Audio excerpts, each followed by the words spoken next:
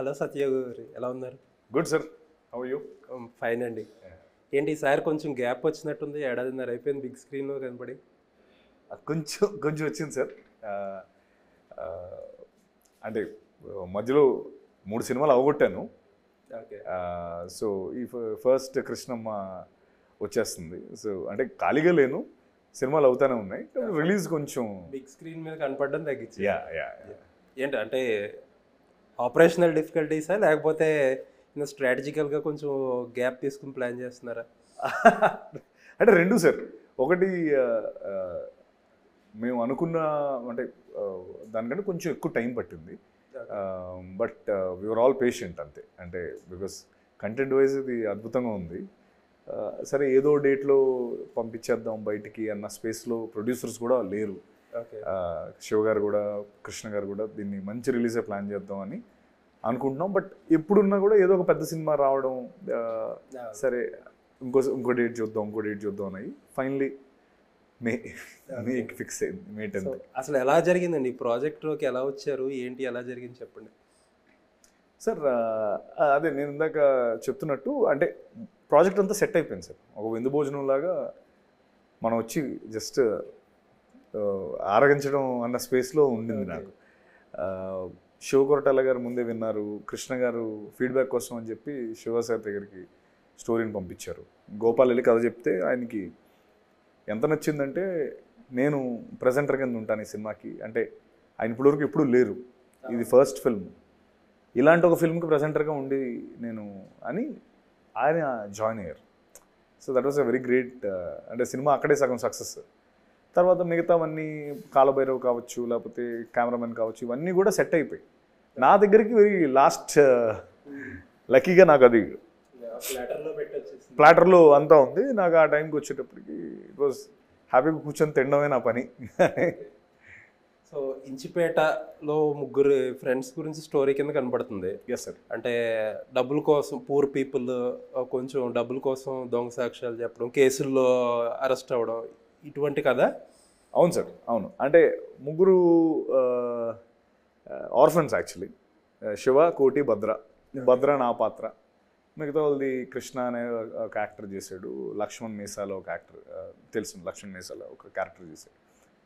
ఇద్దరు అంటే శివ, భద్ర అండ్ కోటి, అంటే నేను లక్ష్మణ్ కొంచెం పెద్ద అల్లరిచిల్లరగా తిరిగే బ్యాచ్. ఇలా సాక్ష్యాలు ఇవన్నీ. తర్వాత అంటే లైఫ్ పట్ల పెద్ద అలాగేం పెద్ద ప్లానింగ్ ఏం లేదు. ఈ మార్నింగ్ నుంచి ఈవినింగ్ వరకే వాళ్ళ ప్లాన్. మార్నింగ్ ఏం తిన్నాం, ఈవినింగ్ ఏం తాగుతాం, ఇంతే. బట్ శివ అన్నాడు వెరీ లేదు ఇలా కాదు లైఫ్ ఉండాల్సింది, the most important thing is family అని నమ్మే ఒక ఇది ఆ క్యారెక్టర్. వాడు మమ్మల్ని అరే stop doing all this, let's become something అని. సో అంటే చాలా ఎక్కువ వింటూ ఉంటాం మనం, ఇలా డబ్బుల కోసం సాక్ష్యాలు చెప్పేవాళ్ళు, లేకపోతే అరెస్ట్ అయ్యేవాళ్ళ గురించి పేపర్లో ఎక్కువ ఫ్రీక్వెంట్గా వింటూనే ఉంటాం మనం. అలాంటి ఏదన్నా రియల్ ఇన్సిడెంట్ని ఇన్స్పైర్ అయ్యి చేసిన సినిమా ఇది? కాదు సార్. అంటే అంటే మన గోపాలకృష్ణ రాసిన కథే, ఒరిజినల్ కథ ఐ థింక్. బట్ మీరు అన్నట్టు మేబీ ఇన్స్పిరేషన్ ఎక్కడైనా ఇన్స్పైర్ అయ్యి ఉంటాడు డెఫినెట్లీ. ఎందుకంటే నాకు తను చెప్తున్నప్పుడు కూడా కొన్ని ఏవో రియల్ ఇన్సిడెంట్స్ బేస్లో కొన్ని ఇక్కడ ఇది జరిగింది, ఇలా జరిగిందని తను చెప్పడం జరిగింది. సో ఇన్స్పైర్ అయ్యాడు. బట్ దానికి ఆ కథలకి దీనికి సంబంధం లేదు. ఒక ఫ్యూ ఎలిమెంట్స్ అందులో నుంచి ఇన్స్పైర్ అయ్యి, ఫ్యూ ఇక్కడ నుంచి ఇన్స్పైర్ అయ్యి టోటలీ కథ ఫామ్ చేసుకున్నాడు. ట్రైలర్లో ఏంటంటే కొంచెం ఎక్కువ కొన్ని డీటెయిల్స్ హైడ్ చేశారని క్లియర్గా తెలుస్తుంది ఏంటనేది. 390 నా అటెన్షన్కి వచ్చింది ఏంటంటే, అందులో ఒకటి సెక్షన్స్ చెప్తారు. ఒకటి సెక్షన్స్లో 290 ఒకటి 395A. 395A అంటే యూజువల్లీ ఈ డెకాయిటరీకి సంబంధించి లైఫ్ టైం పడే సెక్షన్ ఇది. అంటే ఒక హీస్ట్ స్టోరీ లాగా ఏదైనా ఉంటుందా, ఒక దొంగతనం ఆ టైప్లో ఏదన్నా? సార్ యాక్చువల్లీ వీళ్ళ మీద చాలా కేసులు ఫైల్ అవుతాయి.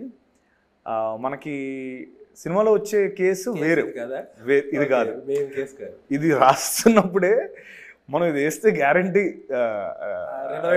రిలవెంట్ సెక్షన్ వేస్తే తెలిసిపోతుంది అన్న ఒక కాంటెక్స్ట్లోనే అది పెట్టడం జరిగింది. అంటే మీరు అది ఫైండ్ అవుట్ చేశారు. బట్ ఇది ఫ్యూ కేసెస్ ఇవి. ఇంకోటి లాస్ట్లో ఈ మొత్తం చదివిన తర్వాత ఇంకో కేసు చెబుతారు. ఓకే అదే మెయిన్ కేస్. ఓకే అది మనం చెప్పలేదు ఇందులో, obviously for obvious reasons. Okay అది సినిమాలో చూడాల్సిందే. ఓకే క్యాస్ట్ ఆపరేషన్ గురించి ఏదన్నా స్ట్రాంగ్ ఉంటుందా? Nothing nothing nothing okay nothing related to cost and creed. Use చేసిన కొంచెం కస్ వర్డ్స్ యూస్ చేశారు ఒక 2-3 సందర్భాల్లో. ఆబ్వియస్లీ ఆ బ్యాక్ డ్రాప్ అయింది కొంచెం ఏదో అంటే రస్టిక్ పాత్రలు కదా అవి. అంటే maybe 100% that will not make the final cut.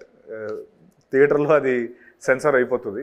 But ఆ పాత్రలు అలాగే మాట్లాడతాయి. ఆ పోలీస్ రోల్ చేసిన నందగోపాల్, తర్వాత అంటే కాస్ట్ ఆపరేషన్ అదేం కాదు, more to do with police and you know like brutality kind of ఇలాంటి లోవర్ స్ట్రాటని కేసుల్లో ఇరికిచ్చినప్పుడు అంటాడు కదండి, ముందు వెనక ఎవడు లేని వాళ్ళు అవును ఎవడు అడిగా.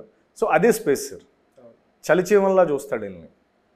ఓకే చలిచీమలు అలాంటి సార్, చలిచీమలు అని అనుకునే ఆయన ఏం చేసినా ఎవడు అడిగేవాడు అంటే motive not about caste but basically their social condition I would say.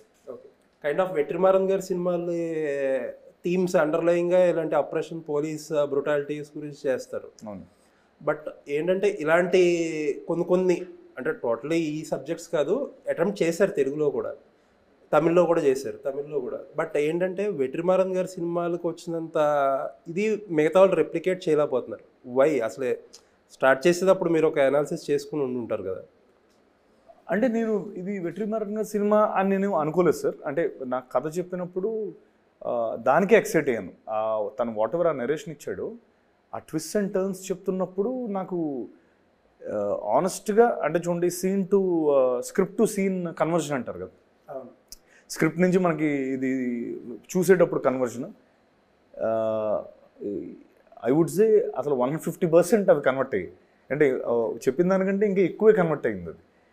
So నేను అప్పుడు ఏది ఎక్సైట్ అయ్యానో అదే ఎక్సైట్మెంట్ లెవెల్స్లో ఉన్నాను. మేబీ ఆ కంపారిజన్ నేను చేసుకోలేదు సార్. అంటే ఇప్పుడు ఈ కథ చెప్పారు, ఇప్పుడు నేను నువ్వు చెప్తే ఇంకోటి దగ్గరికి వెళ్ళిపోద్ది ఇది. అంటే నా మైండ్లో ఉన్న, సో మనం ఇది ఈవినింగ్ చెప్తాం లేకపోతే రేపు చెప్తాం అనే స్పేస్లో వద్దు. వెంటనే మేనేజర్కి చెప్పా, మనం చేసేస్తున్నాం, వాళ్ళకి వేరే ఛాన్స్ కూడా ఇవ్వకండి అని చెప్పి మనం I want grab this film. Let me put it the same question different way. Yeah please. ఇప్పుడు వెట్రిమారన్ గారి సినిమాలు అవన్నీ కాదు, these a kind of films. అందులో he's a largely popular and successful name. ఒక ఇది ఉంటుంది కదా, ఎందుకంటే మనం అప్రోచ్ అయ్యేటప్పుడు ఉంటుంది కదా, it's not only about success. ఆయన సినిమాల్లో ఉండే ఇంటెన్సిటీ వల్ల కూడా అది ఆ జోనర్ అనేది ఫేమస్ అయ్యింది. అలా ఏదన్నా అనుకున్నారా, అలా మ్యాచ్ అవ్వాలి, ఆ టైప్లో ఉండాలి, లేకపోతే ఆ కైండ్ ఆఫ్ ఇంటెన్సిటీ మెయింటైన్ చేయాలి, ఆ కైండ్ ఆఫ్ ఇంటెన్సిటీ మనకు మెయింటైన్ చేయకూడదని కొంతమంది అనుకుంటారు. అవును, తెలుగు ఆడియన్స్ కొద్దిగా సటిల్ అనో ఇలా రకరకాల క్యాలిక్యులేషన్స్ ఉంటాయి కదా. What were your calculations? ఆయన పేరు వదిలేండి, జస్ట్ దట్ ఏంటంటే కైండ్ ఆఫ్ సార్. అంటే అదే నేనేమంటున్నానంటే ఇది మాకు జైల్ సీక్వెన్సెస్, ఆ ప్రెజెంట్ సీక్వెన్సెస్ చేస్తున్నప్పుడు కొన్నిసార్లు కొంతమంది టీంలో మెంబర్స్ ఇది అనడం జరిగింది. అప్పుడు we felt happy because okay అవి ఆయన సినిమాలు ఇక్కడ ఆడే, you know whatever films, Vetrimaaran films కావచ్చు, లేకపోతే ఇంకా మీరు అన్నవే కొన్ని ఫిల్మ్స్ అన్నీ ఇక్కడ ఆడినవే. మేజర్గా అంటే యాపిల్ టు యాపిల్ కంపారిజన్ ఆ సినిమాకి మనకి అసలు ఎటువంటి యాపిల్ కంపారిజన్ లేదు. బట్ కంటెంట్ రిచ్ ఫిల్మ్ కదా, అంటే ఆయన చేసినవి content rich films, widely popular. మంది content rich film compulsory popular అవుతుందని ఒక పాజిటివ్ ఫీలింగ్ తప్ప అరే కంపారిజన్ వస్తుందేమో అన్న ఎప్పుడు ఆ స్పేస్లో లేము. Yes, content rich.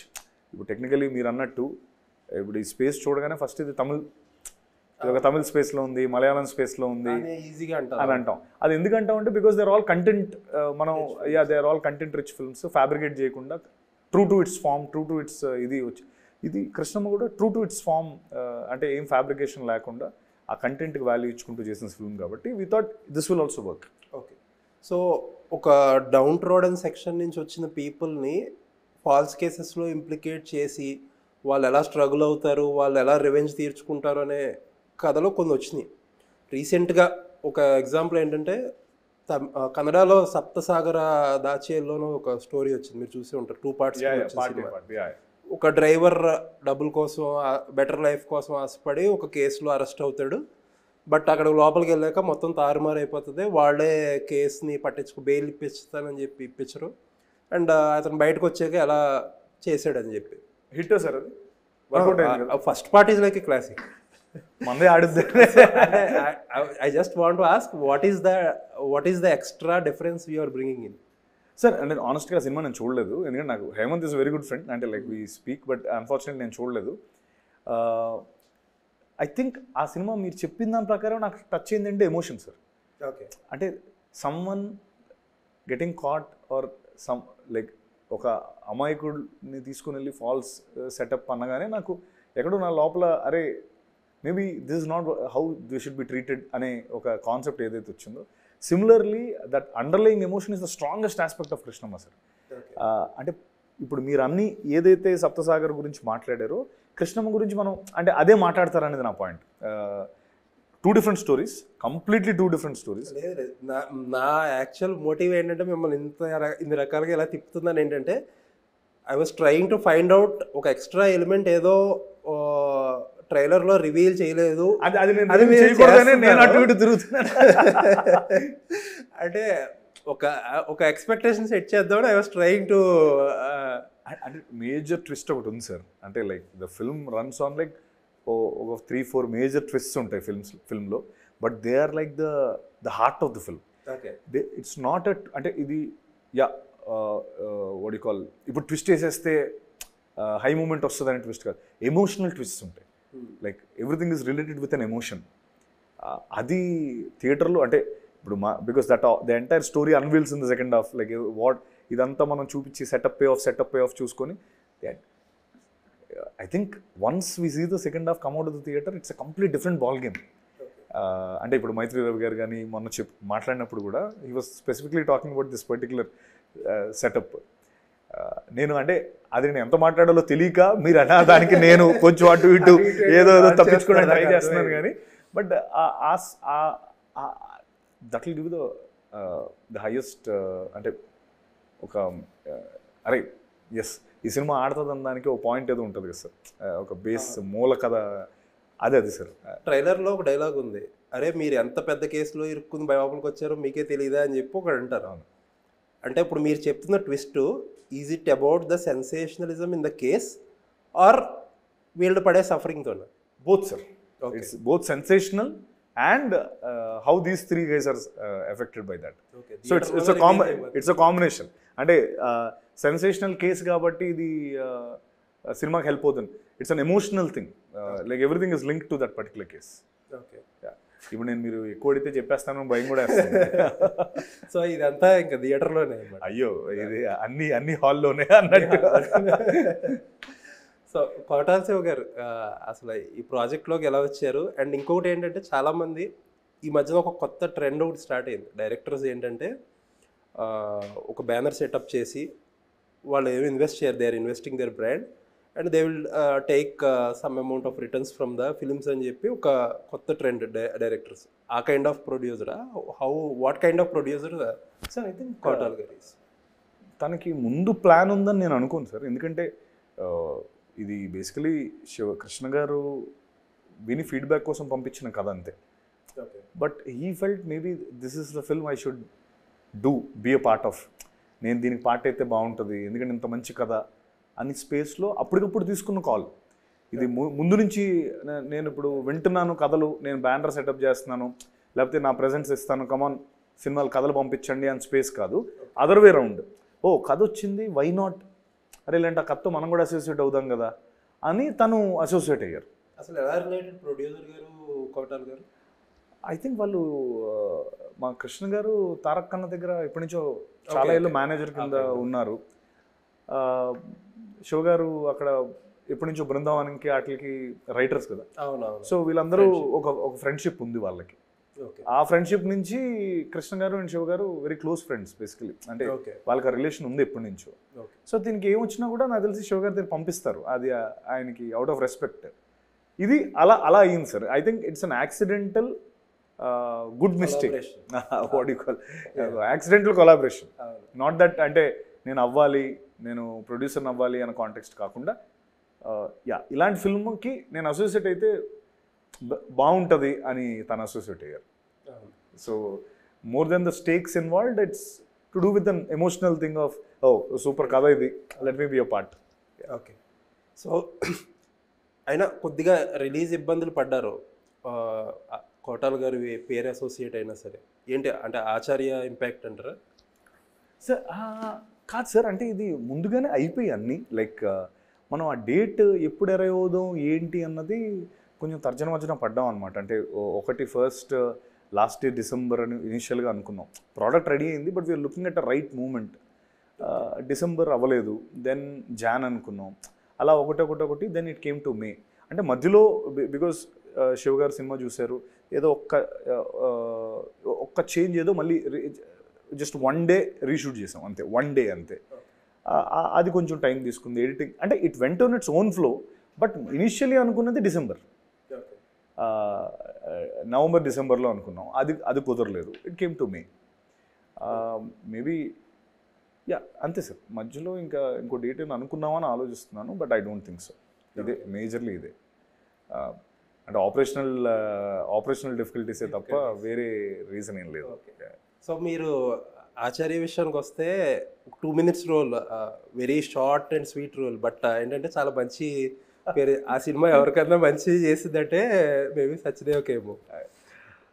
అంటే అది శివ గారు ఉన్నారు కదా సార్, మా ప్రొడ్యూసర్, అండ్ చిరంజీవి గారు అంటే నాకు ఇప్పుడు నుంచి ఆయన వీరభిమాన్ని, పిచ్చి ప్రేమ. సో శివ గారు నేను అప్పుడు అడిగితే నేను కాదని, నేను అంటే like my producer obviously, and అన్నయ్య ఉన్నారు, nothing like it, let me do it of అని చేశాను. 1 day అంతే, జస్ట్ క్యామియో. మిమ్మల్ని ఫస్ట్ టైం, ఆ తర్వాత ఫస్ట్ టైం నేను ఇంటర్వ్యూ చేయడం కాబట్టి అడుగుతున్నా, మీ సెంట్రిక్గా 2 విషయాలు మాట్లాడారు అప్పుడు. ఒకటి ఏంటంటే సత్యదేవ్ గారు రామ్ చరణ్కి ఫాదర్ అనేది కొంచెం మిస్కాస్టింగ్గా అనిపించింది, అంటే ఇట్స్ లైక్ దాని కింద. సెకండ్దేమో ఆ పర్టికులర్ మీ డెత్ సీన్లో చిరంజీవి గారు విఎఫ్ఎక్స్, అది మీరు రియలైజ్ అవ్వలేదా ఆ టైంలో ఆ రియాక్షన్స్ ఎలా వస్తాయని?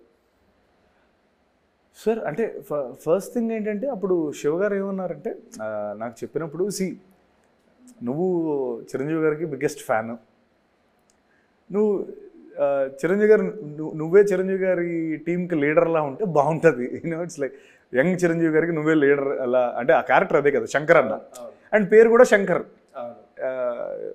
చిరంజీవి గారి పేరే.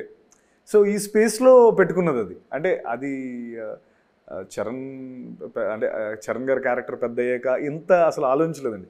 ఓ అవునా సార్, ఇంత ఎందుకు చెప్తున్నారు, ఒకటి అయినప్పుడు రకరకాలుగా మాట్లాడుకుంటారు, తర్వాత వచ్చే ఆ రిపర్కషన్స్ అనేవి ఐ థింక్ అప్పుడు చేసినప్పుడు it was very well planned sir. Maybe అది ఎందుకు అలా అనుకున్నారు అంటే నేను రియలైజ్ చేసే స్పేస్లో కూడా లేను సార్, నాది ఓన్లీ 1 డేనే, just I have to go there for the love of Shiva Koratala garu, for the love of Chiranjeevi garu, went there, finish it off and came అంతే. అండ్ అంటే నేను అంత అనాలిసిస్ స్పేస్లో లేనంటున్నాను, and because it's a very small one, పరిగెత్తుకొని వస్తాం, shoot అవుతుంది, will get killed, it's a small back story.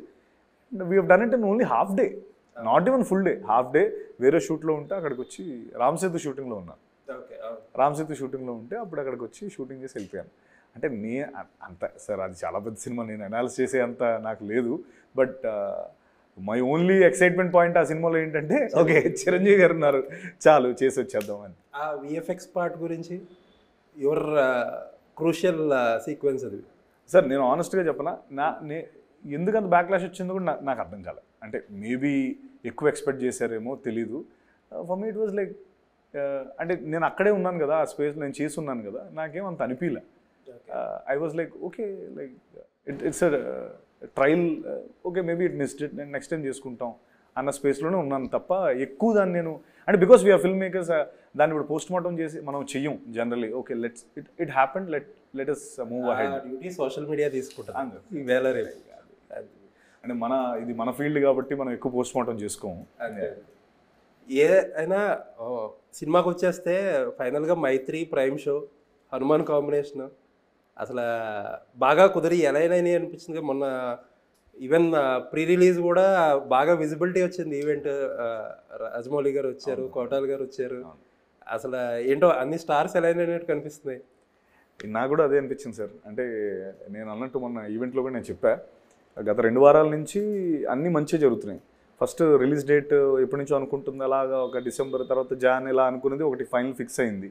తర్వాత ప్రైమ్ షో మైత్రి చూస్తున్నారన్నారు. నాకు టెన్షన్, మళ్ళీ ఇప్పుడు ఏమవుతుంది అని. వాళ్ళు ఆన్ బోర్డ్ వచ్చారు. మొన్న రవి గారు కూడా చాలా అద్భుతంగా చెప్పారు. రవి గారు రివ్యూ ఇచ్చారు ఆల్రెడీ. తర్వాత రాజమౌళి గారు, లేకపోతే అనిల్ గారు, గోపీచంద్ గారు అందరూ వచ్చి ఫిల్మ్ని సపోర్ట్ చేయడం, చాలా మంచి విజిబిలిటీ వచ్చింది. అండ్ ఇన్ఫ్యాక్ట్ షో గారు ఆబ్వియస్లీ అంత విజిబిలిటీ వస్తుందని ఎక్స్పెక్ట్ చేయలే. నెక్స్ట్ లెవెల్ విజిబిలిటీ వచ్చింది. And all of a sudden buzz start అయిపోయింది. ఓకే ఏదో ఉంది, సినిమా వస్తుంది మే 10న. అంటే నా లాంటి యాక్టర్స్కి ఐ థింక్ ప్రీ రిలీజ్ అనేది very important sir, very very important. ఎందుకంటే చాలా అరుదుగా జరుగుతుంటాయి నాకు ప్రీ రిలీజ్లు. కొన్నిసార్లు ఏంటంటే ఆ సెటప్లో ఓకే డబ్బుల కారణంగా వెళ్ళిపోతూ ఉంటుంది. కంపల్సరీ ప్రీ రిలీజ్ అనేది కొన్నిసార్లు జరుగుతాయి, కొన్నిసార్లు జరగవు. అండ్ ఇంత స్పేస్లో, ఇంత బిగ్ క్యాన్వాస్లో జరిగితే నాకు చాలా హ్యాపీ అనిపించింది. వెరీ అసలు చిన్న ఫెస్టివల్ మూడ్లో అనిపించింది. లాస్ట్లో మంచి డెజర్ట్ కూడా ఇచ్చారు కదా అనిల్ రావిపూడి గారు, కూడా ఒక స్పైస్ యాడ్ చేసి మంచి డెజర్ట్ కూడా పెట్టారు. రాజమౌళి గారు ఆయన్ని ముసిగేసి కొడితే 10,000 ఇస్తారని ఊరికే. I think it was fun, very nice.